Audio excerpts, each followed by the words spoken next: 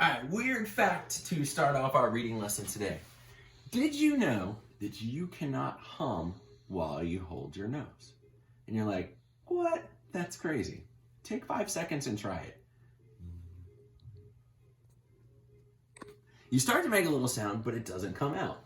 It says, for the same reason you can't exhale while holding your nose and closing your mouth, to make the humming noise, you have to pass air through your larynx, which is your windpipe. You can't do that when no air can be exhaled. Still, it seems pretty weird. All right, so what we're going to do today, boys and girls, is we are going to look at a book called Crane Boy. And we're going to be specifically focusing on different characters and the traits that they have. We'll discover those as we read. So Crane Boy, written by Diana Cohn, illustrated by Yumi. Every October, I wait for the black-necked cranes to return. The birds fly over the highest mountains in the world to winter in the soft, wet fields of Pobeka Valley, where I live. Here they grow fat, eating worms, slugs, and the fallen grains from the buckwheat we harvest each year. I want to be the first one to see the cranes. I look out my classroom window and shout, "Look, the cranes!" My teacher sighs, "Kinga, that's only a flock of crows." Another day, I see black specks in the sky. "The cranes!" My friend Pima laughs and says, "They're pigeons, Kinga." Day after day, I wait for the birds we call trung trung with their long necks and their loud squawking calls. So let's look at our main character, Kinga. Let's think about character traits. Kinga is the narrator of our story. That's the person who is telling the story. He uses I a lot, but we just discovered that his name is Kinga based on what his classmates said. How can we describe Kinga so far in our story? He really wants to see the cranes. He thinks he sees them every time something moves in the sky. So I'm going to say that Kinga is very eager. He can't wait. He needs to see those birds now. He probably eats, sleeps, and dreams about these birds.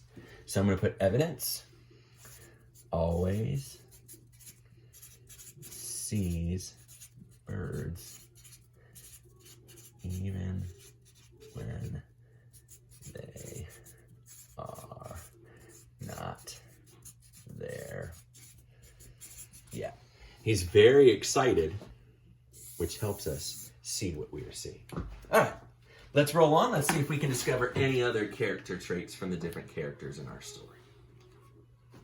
Day after day, I wait for the birds we call chung chung with their long necks and their loud squawking calls. "They're here!" I shout. Pima says, "Yes, I see them too." Everyone runs to the windows. I know you guys are going to yell at me if I don't show you the pictures, so I'm going to hold it up and pause.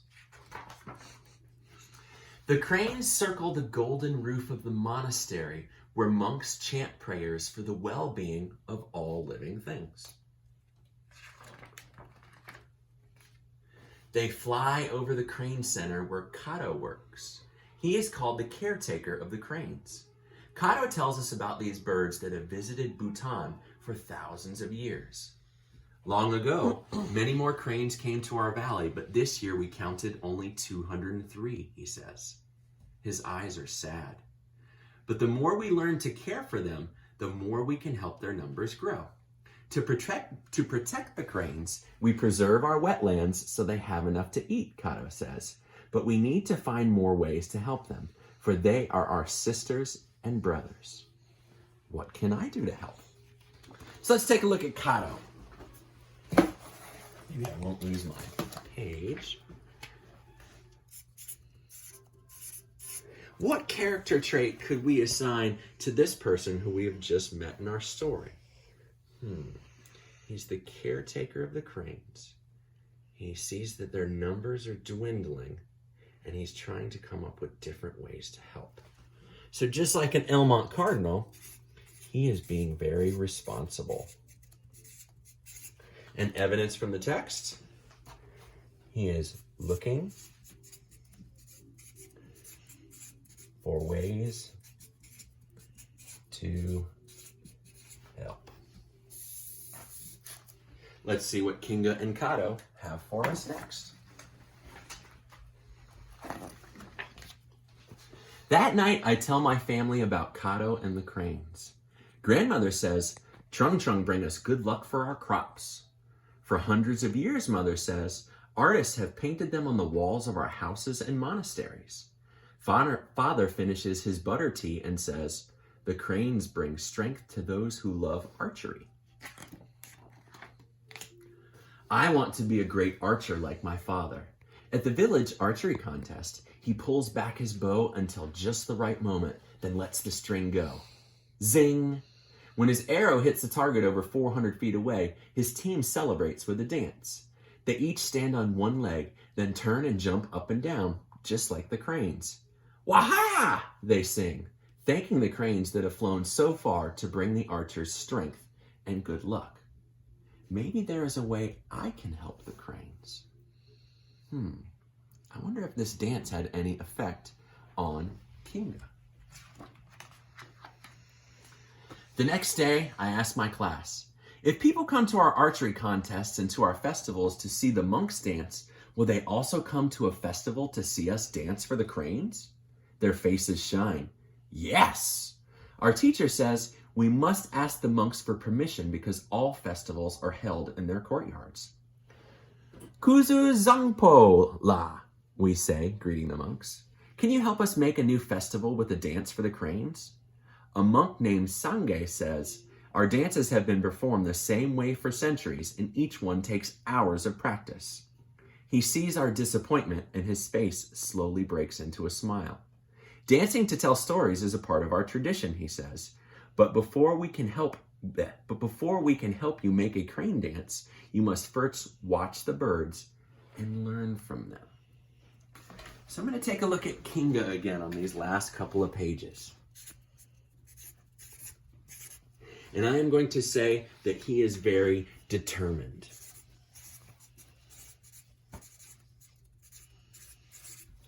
What determined means is that Kinga has a goal that is very, very important to him. And he is going to find a way to accomplish his goal no matter what.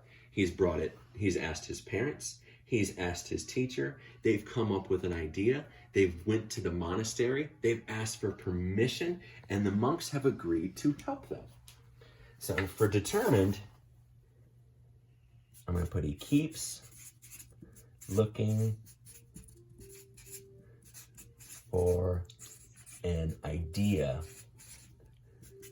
to help the cranes. Let's see what happens next.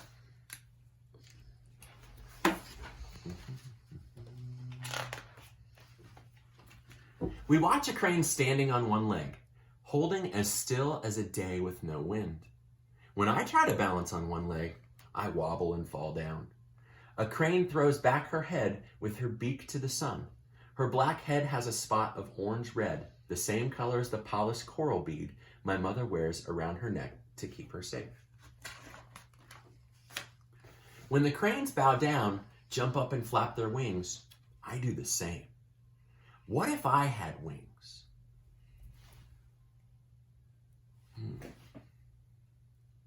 What if I had wings? You know, that's an interesting idea. Has nothing to do with character traits.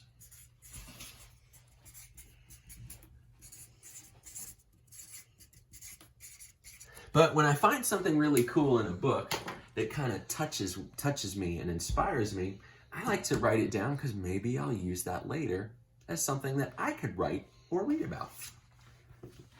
What if I had wings?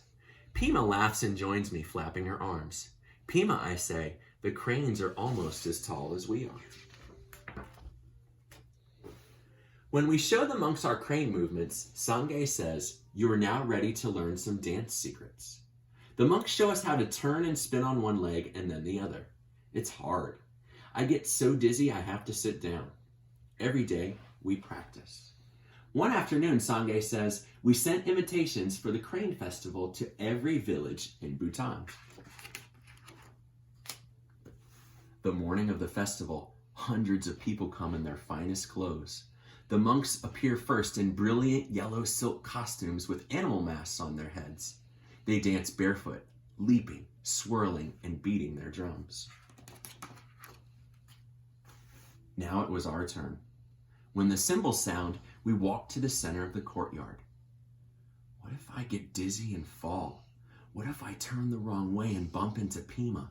I'm afraid I let everyone down. So let's go back to our chart. Kinga again. What character trait would you assign to Kinga on this page as he's just about to start the crane dance in front of this huge festival of people for the first time? I'm going to say that he is nervous. Nervous means he's worried about the outcome, what is going to happen. In evidence, I'm just going to put, what if I fall down?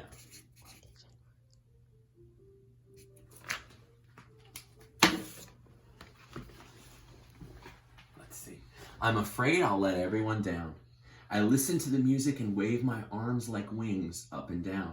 I throw my head back and look up at the sky. I imagine flying. I balance on one leg, then spin in a circle with all the other dancers, turning and turning until I spiral up and up, lifted by the same air currents that lift the cranes.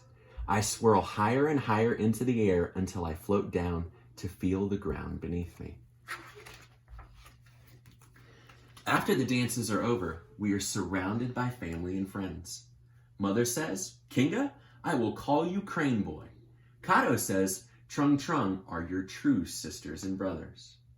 Then the guest of honor, the King of Bhutan, says, you have given our country a new festival. From now on, we will honor the cranes with your dances. So let's add one last character trait for Kinga onto our chart. He was nervous. He'd prepared. He had practiced. He knocked out the dance perfectly. He did so well with his friends that the king of their country came up to them and said, great job. We're going to continue to do this in the future. What character trait would you provide for Kinga in this part of the story? I would say that he is very proud. Being proud means is that you set yourself a goal and you get that feeling when you accomplish it that you are the king of the world, at least for that brief moment in time. Proof? King told him, well done. Let's see how our story concludes. You have given our country a new festival. From now on, we will honor the cranes with your dances. When the days grow warm, the cranes return to their summer home in Tibet. There, they will build their nests, lay their eggs, and have their babies. I chant prayers for their well-being as I watch them fly away until they are just little black specks in the sky. Months will pass before I see the cranes again. I will be taller. When they return, I'll help Kato count them. I know there will be more. Until then, I will practice turning and spinning so I can dance for them at the next festival of the cranes. So these are character traits. Your assignment this week is called, what is it called? I forget the name. Because I want to make sure I get this right because it's straight out of your learning pack. It is called Choose a Favorite Line. So what you're going to do is you are going to pick a favorite line from any story, any book that you're reading, and use it to inspire you to write a story. When I was reading Crane Boy, I read the line, what if I had wings? And I thought, I would write that down in my writing journal, maybe put it on one of my think-abouts, see what I would do with it, and see if I could develop that into a story, which is going to be your homework assignment for our Wednesday Zoom meeting this week.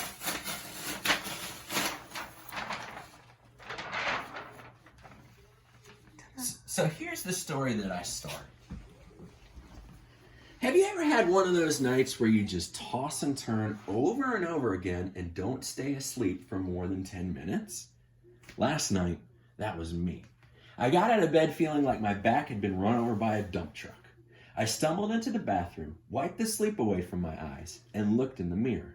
My eyes nearly popped out of my skull when I saw that I had sprouted wings like Maleficent. I instantly screamed for my wife to come up and help, but then I remembered she had taken the kids to Grandma's for the week.